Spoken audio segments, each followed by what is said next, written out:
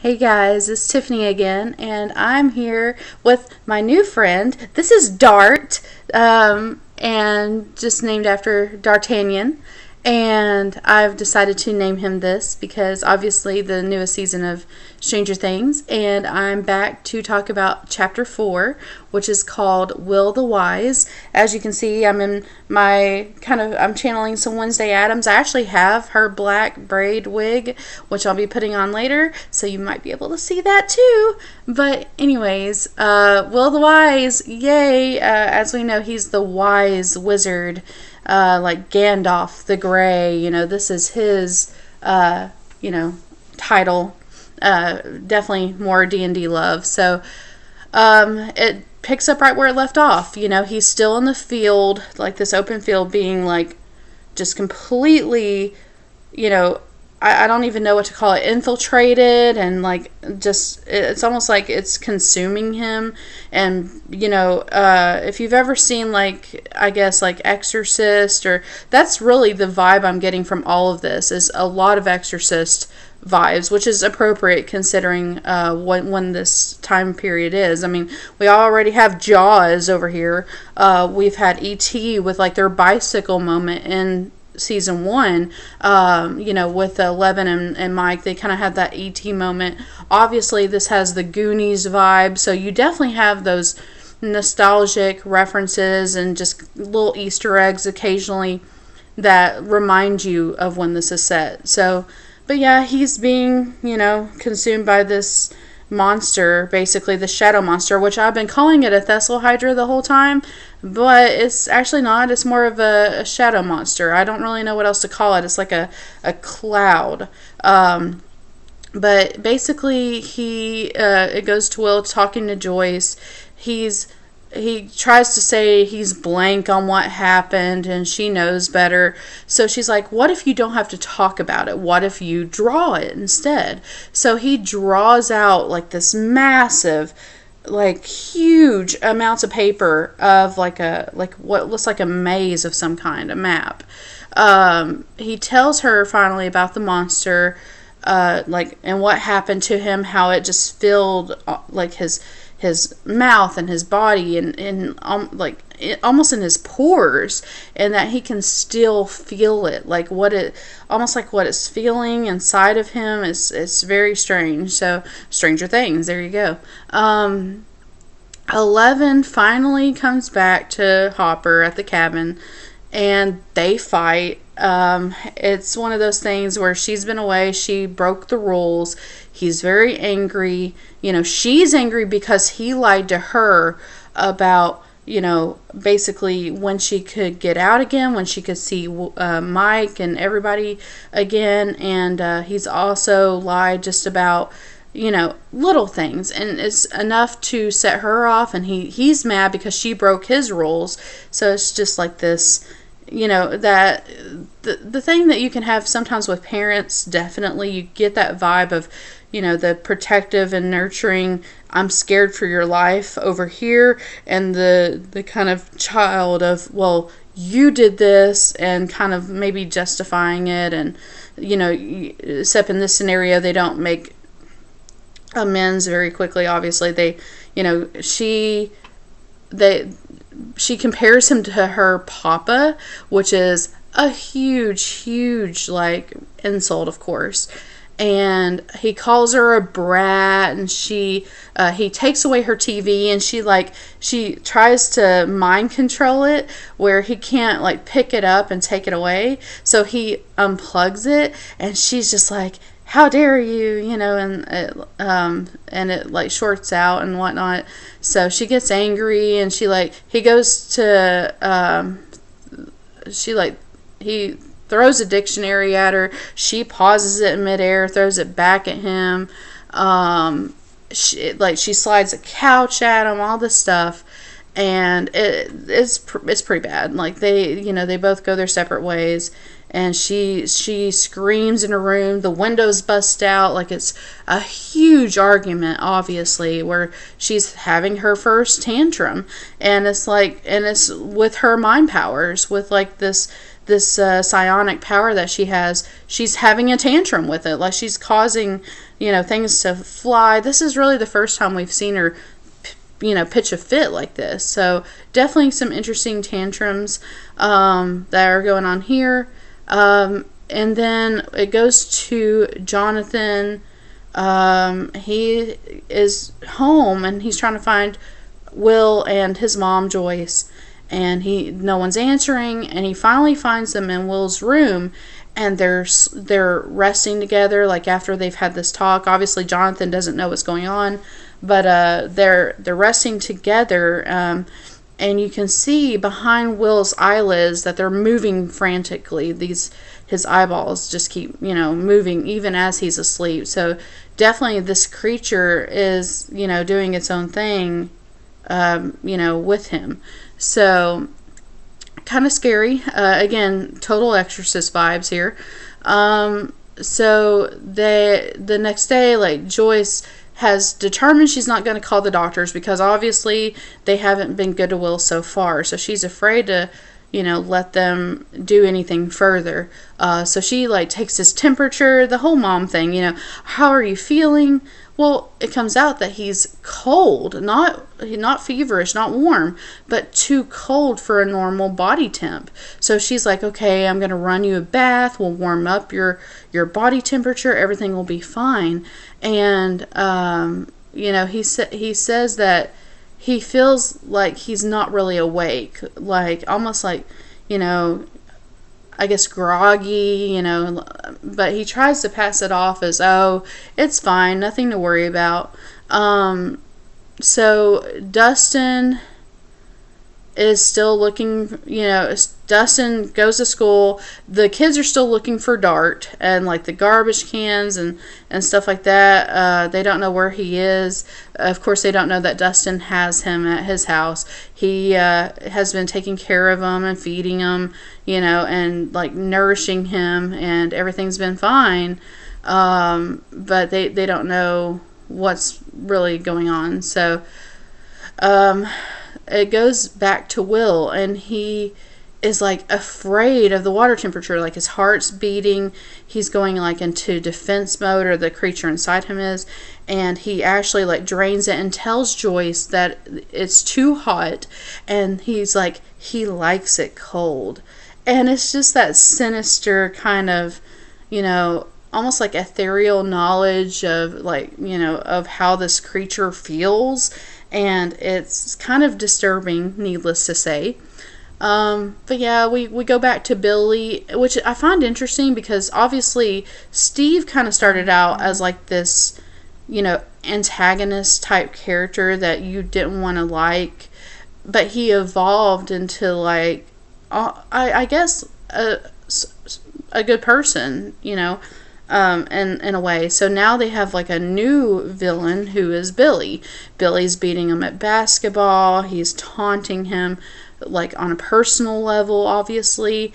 And I mean, I can't imagine how this is going to blow up when it finally does blow up, because obviously there's going to be a confrontation at some point. But it actually goes to Jonathan and Nancy. So obviously they called Barb's mom, and she's supposed to meet them. And they're in this, like, park. It's a public park area. Sorry for holding the Demogorgon like this. But anyway, so they're in the park. She doesn't show. And they, of course, notice that there's a bunch of people watching them. So they're like, oh, it's time to leave.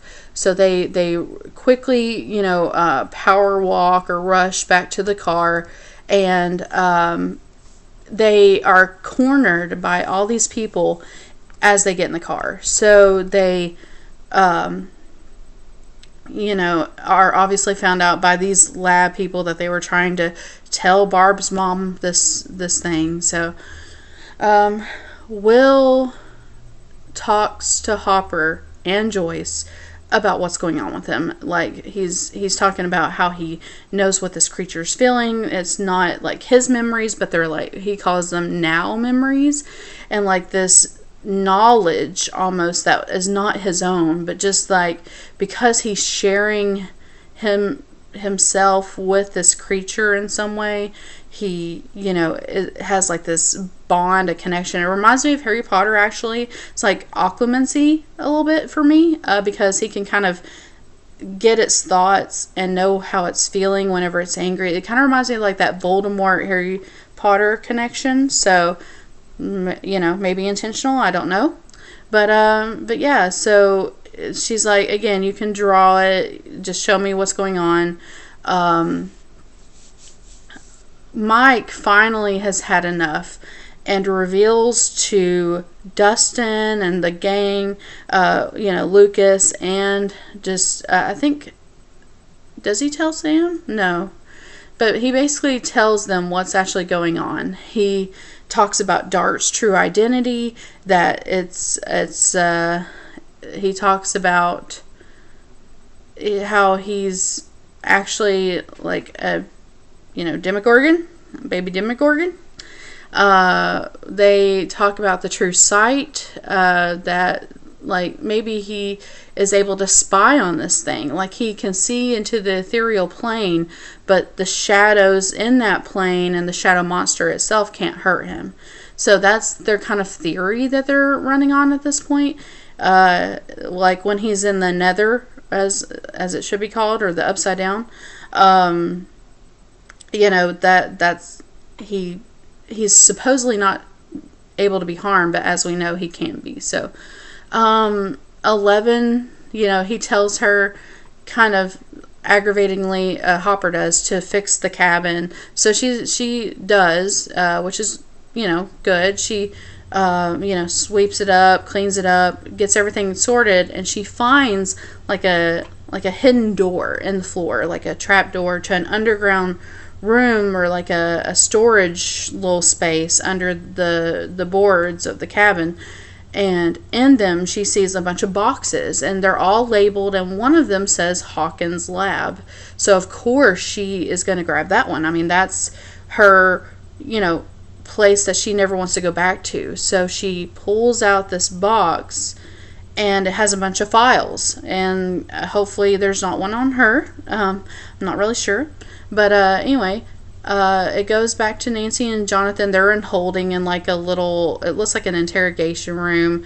The scientist comes and greets them, and obviously they're like, are we prisoners, and he decides to show them. He takes them down the shaft to see the entrance to the upside down, to the nether, and let them see what is going on here and what has been created, this gate, this opening to the nether. So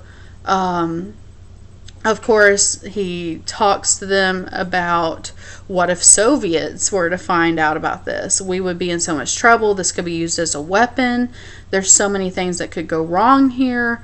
So now you understand why it's important for you to keep this quiet, right? Yes? Okay. So he finally lets them go with the understanding, now that you know and you have this knowledge, now it's even more crucial that you don't tell anyone.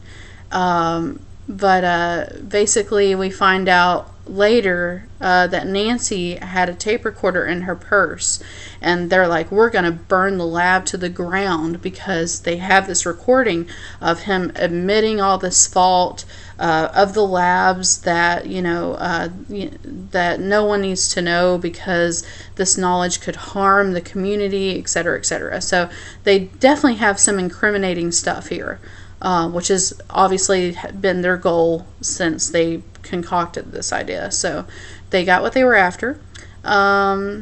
Will is like drawing frantically, like it's like a puzzle piece that Joyce and Hopper are trying to put together. It's like a huge human puzzle of like papers. It's like this rabbit hole maze, and Hopper has this epiphany that the drawings are like vines, like they're roots that have grown underground, and like a growth that is spread, and like vines do. So this epiphany immediately sets him off, because while he's been looking on top of the ground, he hasn't looked underground yet, or dug at all. So he goes off to, basically he finds a shovel to finally dig, and he does find the roots. So we'll get to that in just a moment. Lucas tries to talk to Max, and they kind of have a conversation finally. He tells her, kind of a bit of a story of what's going on. Like, he tries to befriend her, and like they're hitting it off really well, but like her brother confronts Max. Like, Billy tells her, stay away from him. And it's really weird. I don't understand why he's so pushy for her to stay away from him, but he definitely doesn't want her to have anything to do with him. So of course, Terry Ives's file is in those files that 11 has found. In this box, she finds one that says Terry Ives, and she realizes that it's her mom. And it's this crazy, crazy moment of, of her realizing that Hopper hasn't told her the full truth. She wants to know what happened to her mom, so she puts on the blindfold, does the sensory deprivation thing, and sees her mom. So she's like in the kind of black space, if you will, and she sees her muttering like rainbow. It's 3 to the right, 4 to the left, 350, all these different things like that. And she says Jane, and then poof, she just disappears. And of course, like, my heart just sunk because 11 just goes in like such this agony and grief. She's just, very upset, and is just sobbing in my heart, you guys. Whoo, because, she just discovered that her mom's alive and that something's not right with her, and it's just like so much, things are going on. I can't even imagine what that emotion would feel like. It would be insane. So she cries for her mom, and I mean, very, very heart-wrenching. But yeah, Will goes to the house. He thinks that things are happening because of, like, he asks if it's because of, like, the shadow monster, that all this stuff is going on. He is pretty well aware that this thing and him have a connection, and it's really, really profound. So anyway, we'll get to that later. The Pollywog, big shocker, now that we know, is a baby Demogorgon. And that's one thing I wanted to kind of talk about. He didn't really talk about the fact that Dart's a Demogorgon. He actually talks about the like Dart's identity and stuff. But anyway, we should have known from the noise, I feel like. Like, I remember thinking, number one, its teeth look like a Demogorgon. If you watch my last review, you'll hear that I compare the teeth to it. So I feel idiotic that I didn't realize it sooner. But it is a baby Demogorgon. It's eating his cat.